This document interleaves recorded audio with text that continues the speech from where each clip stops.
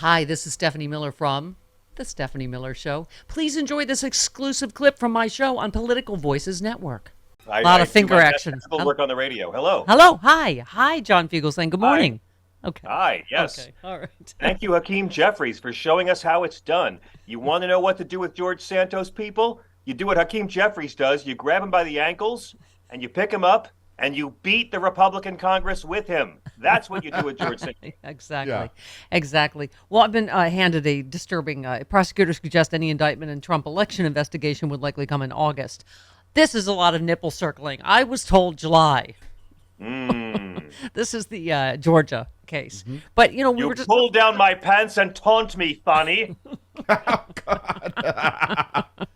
But I have to say, John, I'm feeling pretty happy clappy given, I think there is clearly it feels like Jack Smith. Who was it? Ty Cobb. Yeah. Trump's lawyer said yesterday, I think Trump is going to prison. The feds are coming. And I mean, I don't know the time frame on Jack Smith on documents, but, there's certainly a lot of significant developments. What do you think?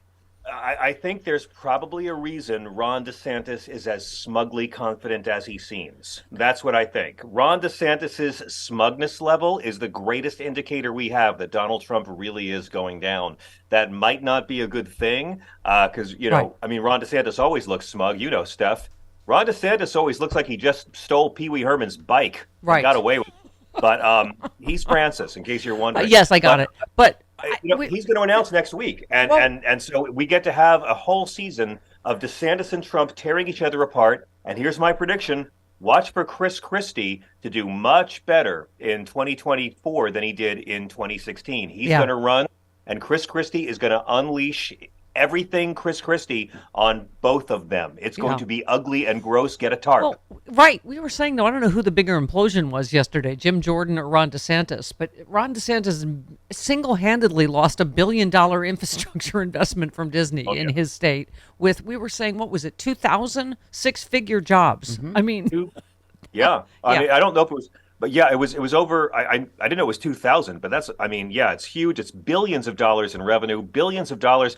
This was Disney's plan to move hundreds of people from California to Florida. Yeah. Literally, this is Ron DeSantis believing that the state should have the power to dictate what a corporation can and can't say. He's anti-business. And this is the same week he passed this ridiculously draconian anti-trans bathroom bill, which is him you can't tell parents to make your kids wear a mask. This is Ron DeSantis literally having the power of the state get in between parents and their children and their doctor. These guys believe nothing. Yeah. What is that about, John? You obviously talk a lot about love and religion. And there was a state legislator I just saw quoted, but she just was talking about them passing one of those bills. And she said, you hate him. My trans son, she was talking about. She said, you hate him more than you love your own family. The fact that the time and energy they're putting into these bills, right? I think it's worse than that. The worst part about it is I don't even know if Ron DeSantis does hate trans kids. What I know is that the Republican Party has cynically decided the only way to win is to hate trans kids, just like the only way to win is to hate gay people who want to marry, or Muslims, or undocumented immigrants, whoever the oppressed minority du jour is. This is fascism 101. You pick the minority that has no power. Look at every fascist society, minority with no power, gypsies. Then you demonize them. You make the majority think they're under siege, existential threat. You sell yourself as the only person who can protect you from this evil minority in your midst. And then you just demagogue. And we've seen what this does throughout our whole human history. It's not the bigots. It's the calculating non-bigots who pretend to be bigots. And this is the fake Christianity. They literally believe the only way to get Christians to vote for you is to crap on the least of my people. Yeah. So Ron DeSantis has apparently, in a phone call with donors, says he's in the race. We're hearing next week, I guess, sometime. This will be great timing Wednesday for the pro-business party. Yeah, I've seen Wednesday. After he just blew up all this business with Disney. But he said, you have basically three people at this point that are credible in this whole thing, Biden, Trump, and me. And I think of those three, two have a chance to get elected, Biden and me, based on all the data in the swing states, which is not great for Trump and probably insurmountable because people aren't going to change their view of him. Right. He's right. Yeah. I mean, I have to get your take. I was reading a Palmer Report tweet this morning, and I think our friend Hal Sparks, former fellow sexy liberal, has said this, that he just said he's not in the race. This is another big grift and I don't know at what point he's going to get out, but this is a grift for him to, Donald Trump? keep making money until he goes to prison, until he's charged or whatever. And I have that sense too. I'm just like, Yeah. and I guess, John, the question is, what's better for us? Because I think he would lose in a landslide if he's the nominee. So how long do we root for him to stay in, I guess, is the question. I know it's dangerous, but I'm rooting for him to stay in. I think Ron DeSantis is a greater threat to democracy than Donald Trump. Now, don't get me wrong. DeSantis is an embarrassing, doughy mediocrity, a moral atrocity. I can't decide if he is the Rick Perry of Ted Cruz's or if he's the Scott Walker of George W. Bush's. I'm really working on that. But I've said this since last year. He's a greater threat to Biden's reelection than Trump. That's why I know it's a dangerous way of playing chicken with karma. But I feel much better with Trump having the nomination because I don't think Trump can win it. Joe Biden has just hired Cesar Chavez's granddaughter to run his campaign. That's how serious Democrats are trying to get about Latino outreach, focusing on, of course, 4 key swing states. I think that it's going to be a tough one. I'm already sick of it, but Ron DeSantis has over $100 million in the bank already, and he hasn't even announced yet. This is just getting started. Well, what did you say his he was going the slogan he was going to run on? Make America Florida is apparently what they're talking about. Make America Florida. Seriously? Yeah, make America. No, they're going to have us all leave our turn signal on while we drive because the sound keeps us awake, just like in Florida. Make America Florida. Come here for the climate and then stay indoors with air conditioning to avoid the climate. Make America Florida. Yeah. I guess, again, politically, we have to thank Trump because he can't help himself from bragging and him going, I'm responsible for Roe v. Wade. You can imagine, you can hear Republicans like, shut up, because they're losing election after election. So I guess you have to go, keep him out front, talking about, what 70% of Americans are against, right? Trump isn't just going to raise money for Democratic candidates. Trump's going to drive women to the polls and drive young people to the polls to vote for Democratic more than Ron DeSantis will. But again, Ron DeSantis' super PAC is doing all the Oppo research on Trump you need. His super PAC put out a list of talking points and lies of Trump after CNN. And Trump's post on Filth Social about Ron DeSantis, I mean, they're both doing the Democrats' job for them. These two guys are going to spend the next year tearing each other to shreds. But remember, Steph, it's not a party. You can't pop your popcorn until Rudy and Trump turn on each other. That's going to be getting close, I think. Yeah. Porn for the angels. Yeah. By the way, speaking of Roe v. Wade, you just said, remember, criminalizing abortion has nothing to do with what Jesus actually taught, but it's a lot easier than following his actual inconveniently liberal teachings. There you go. Not to mention that it's wildly politically unpopular. Well, but I mean, I'm sorry, the Democrats have got to start taking the Bible back from the hypocrites. I'm not saying Democrats need to start doing a Christian act. Don't do that at all. But take away their camouflage, take away their spiritual armor. Look, right now we're seeing these people calling the subway strangler the Good Samaritan, the subway Samaritan. That's literally how toxic right-wing Christianity is. Ron DeSantis called him a good Samaritan. Can I just say, the Good Samaritan in the Bible saw a sick person discarded by society and gave them care out of pocket.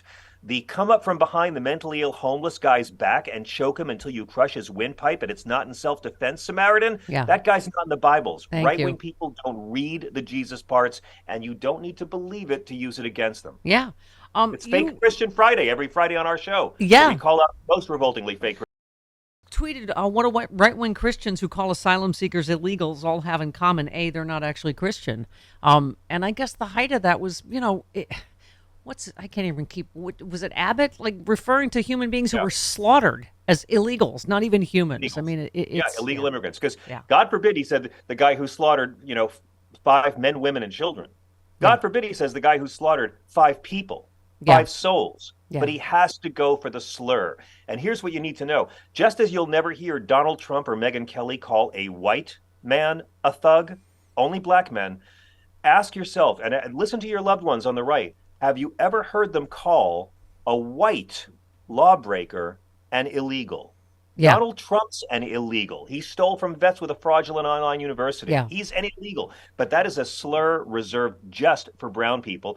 And again, the majority, I think I said this last week, sorry to repeat, the majority of undocumented immigrants are people who overstay their visas. Yeah. They're just using the racism of a powerless group, undocumented immigrants, to try to scare white people. It's the same fascism 101 existential threat because they got nothing to offer. Yep. I love when you speak Bible to me. As you know, you said the American yes. Medical Association and American Psychiatric Association both confirm that being transgender is not a mental disorder, and the Jesus parts of the Bible confirm that trans discrimination is not Christian. You said 33 years ago today, the General Assembly of the World Health Organization eliminated homosexuality from the list of psychiatric diseases. Homophobia, transphobia, and biphobia are still contagious, though.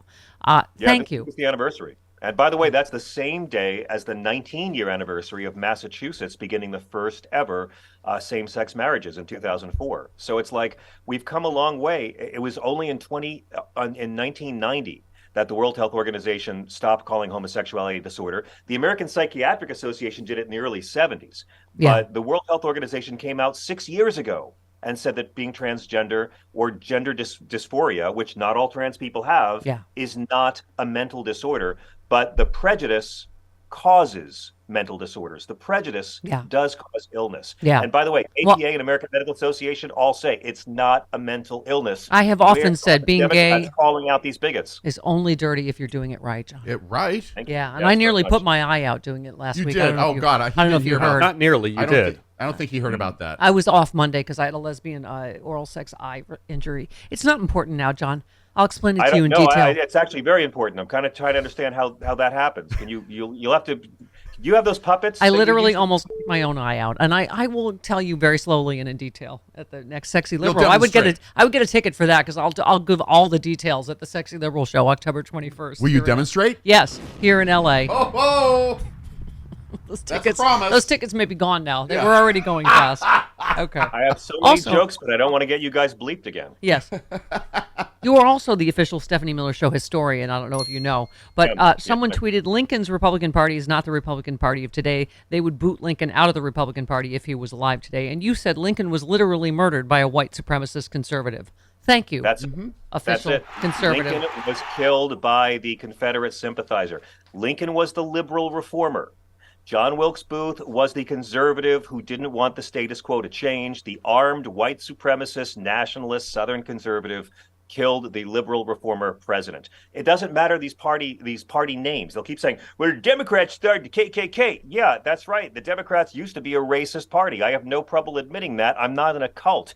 Find me a KKK member that's voted Democrat in the last 60 years. This is how they cling to their tower of lies. Same with the Nazis. National Socialist Party, see? So universal health care is like Nazis. And it's like Hitler rounded up the socialists before he rounded up anybody else. There was a poem about it. These guys are trying to change history itself. Yeah. That is the right-wing playbook. They're trying to alter what history was. So the Klan and the segregationists and the Nazis are somehow the progressives. And guess what? There's enough dumb white people to believe it. Yeah.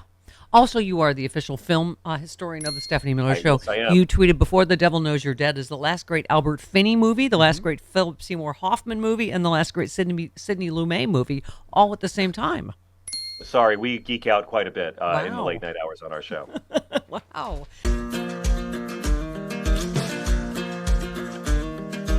Republicans say they won't cut Social Security, Medicare, or Medicaid. But can honest, hard-working middle-class Americans really believe what these politicians say?